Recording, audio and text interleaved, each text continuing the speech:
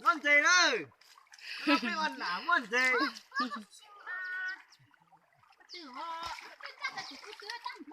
Cút đi ra đây, tôi xỉu là, cút ra ngon gì à?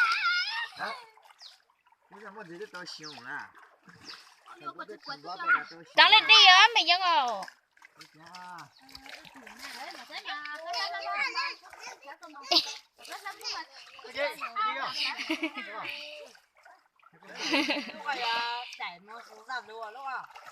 Lúc này là cho nó ra ta tới giờ nó sẽ cua. Tôi giờ cho 6 so mà cua thả, ta chấm 2 so cho cua thả cho thôi. Tuần tá, cu cái chuyện gì à?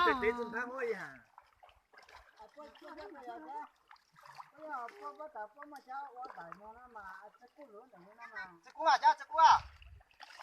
Lúc này chết đại mò, chết đại à, chết nào? Hả? Chết đại. Thôi được qua, tao thật sự là cái chuyện đó nó quên lặp lại của tao luôn.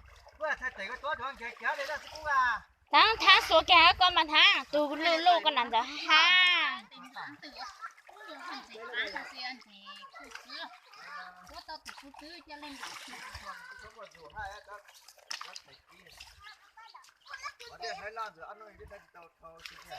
Tàng nó bò cái tao tàng. Số đó là nữa, số mấy ta mình có biết từ không? Đi từ có số là mà, số là ai giá ngủ.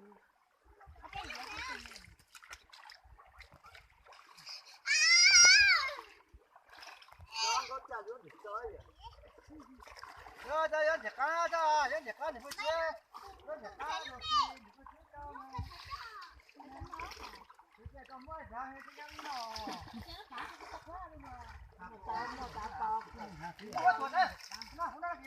Ô.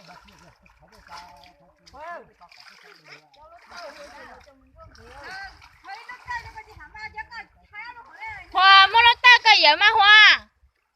Cái gì dần thế à? Khoai. Mua nó ta cái gì tan thế? Nó ta la la, mua nó la la.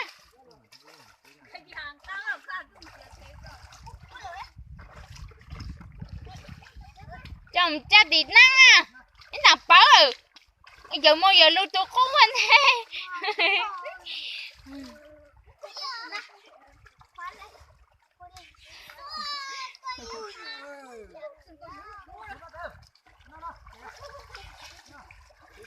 Quả ra tới giờ ai cha chỉ đâu cả cậu.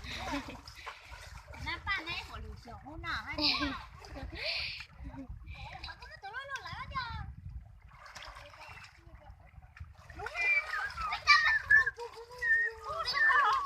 Ô, tao tao lo.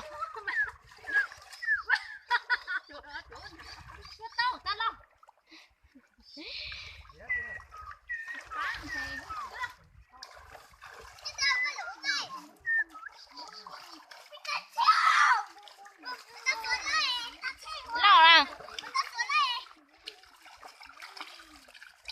Nó còn cái này là mấy số mất chán mà không mất chán là ta mà. Không ăn thế.